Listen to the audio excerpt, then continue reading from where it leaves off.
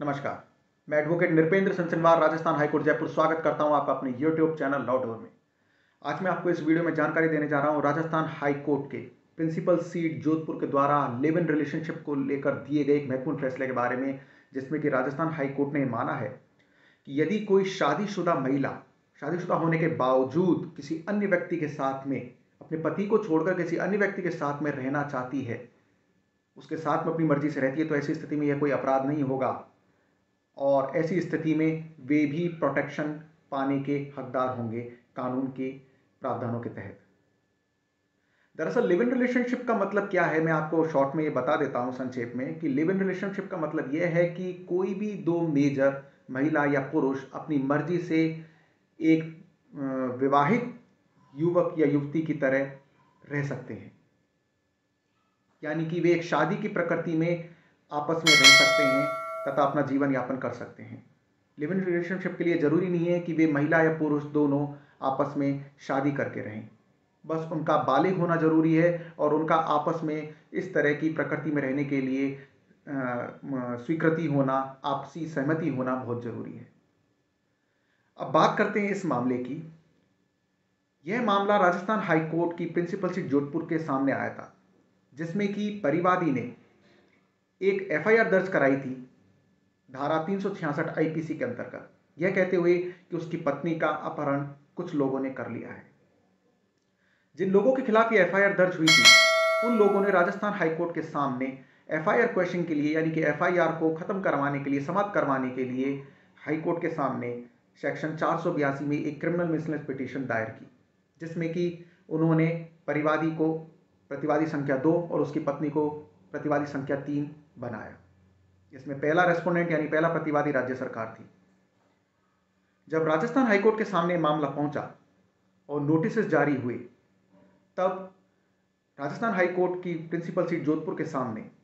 Respondent number 3 महिला, जो कि परिवादी की पत्नी थी, वो उपस्थित हुई और उसने अभियुक्त गणों के पक्ष में ही बयान दिया, जिसमें कि उसने यह कहा कि उसका किसी भी तरह से कोई अपहरण नहीं हुआ तथा वह अपनी मर्जी से किसी संजीव नाम के व्यक्ति के साथ में रह रही थी और वह शादीशुदा भी है और अपनी मर्जी से किसी और व्यक्ति के साथ में रह रही है। उस महिला के द्वारा दिए गए इस बयान को देखते हुए ऑनरेबल राजस्थान हाईकोर्ट ने उस एफआईआर को क्वैश कर दिया और अभियुक्त के खिलाफ सारी क्रिमिनल प्रोसीडिंग्स को खत्म कर दिया और उन्हें किसी भी तरीके से परेशान करने से पुलिस को पाबंद कर दिया। अब जब ये एफआईआर क्वैश हो गई, तब रेस्पोंडेंट नंबर 2, जो कि उस समय राजस्थान हाईकोर्ट के सामने अपने अधिवक्ता के जरिए इस मामले को कंटेस्ट नहीं कर पाया था, लड़ पाया था, उसने बाद में इसी मामले में दोबारा से एक प्रार्थना पत्र दायर किया, यह कहते हुए कि वह उस मामले में रेस्पोंडेंट नंबर 2 यानी कि प्रतिवादी संख्या 2 था और वह किसी कारणवश कोर्ट के सामने उपस्थित नहीं हो पाया, अपना पक्ष नहीं रख पाया, इसलिए अब वह इस मामले में एक बार अपना पक्ष रखना चाह रहा है, जिसमें कि उसने अपने पक्ष के समर्थन में तर्क दिए कि उसकी पत्नी, जो कि एक शादीशुदा महिला है, वह इस तरीके से शादीशुदा होते हुए, वैवाहित होते हुए किसी अन्य व्यक्ति के साथ में रहने का अधिकार बिल्कुल भी नहीं रखती है, जो कि धारा 494 और 497 भारतीय दंड संहिता का पूर्ण रूप से उल्लंघन है तथा सामाजिक ताना बाना देखते हुए भी, सामाजिक नैतिकता को देखते हुए भी यह पूर्ण रूप से गलत है। ऑनरेबल राजस्थान हाईकोर्ट की जोधपुर सीट ने, प्रिंसिपल सीट ने इस मामले पर गंभीरता से विचार करते हुए माना कि पूर्व में जब महिला ने यह बयान दिया था कि वह अपनी मर्जी से साथ में रह रही है, तो ऐसी स्थिति में उसे दोबारा से किसी भी तरीके से पाबंद नहीं किया जा सकता है, उसको किसी भी तरह से बाउंड नहीं किया जा सकता है कि वह दोबारा से कहीं और जाकर रहे या अपने पति के साथ में जाकर रहे, क्योंकि धारा 494 स्पेसिफिकली यह कहती है कि यदि कोई भी व्यक्ति, चाहे वह पति हो चाहे पत्नी हो, अपनी शादीशुदा जिंदगी में, शादीशुदा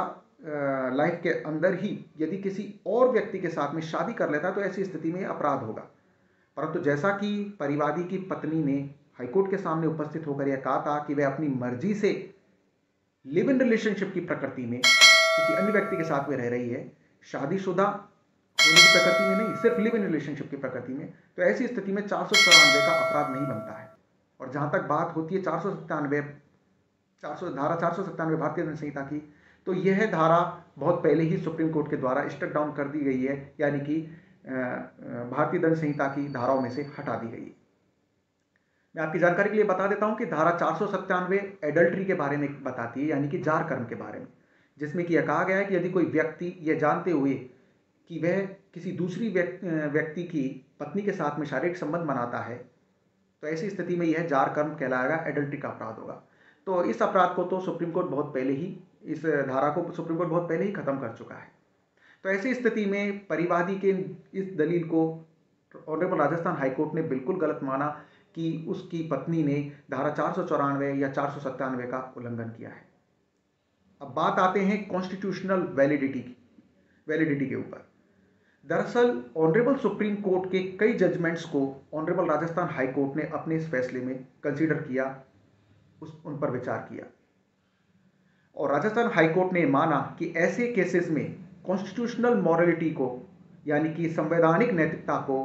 सोशल मॉरलिटी यानी कि सामाजिक नैतिकता के ऊपर ही रखा जाएगा, क्योंकि सुप्रीम कोर्ट ने बहुत से फैसलों में काफ़ी पहले ही यह बात साफ कर दी है कि यदि कोई भी वयस्क अपनी मर्जी से,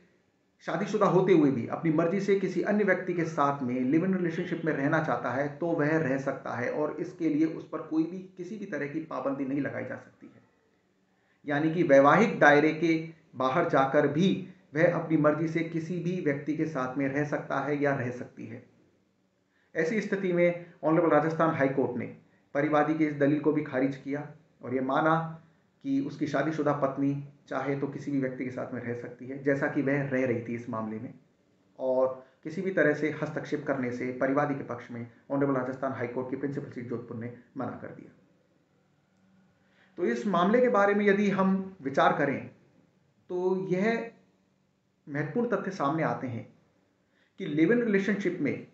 दो बालिग, यानी कि दो मेजर एडल्ट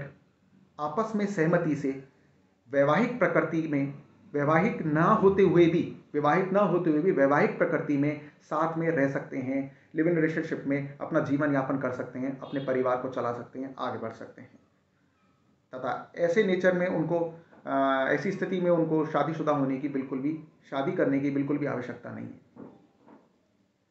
और रही बात किसी भी शादीशुदा पति या पत्नी की,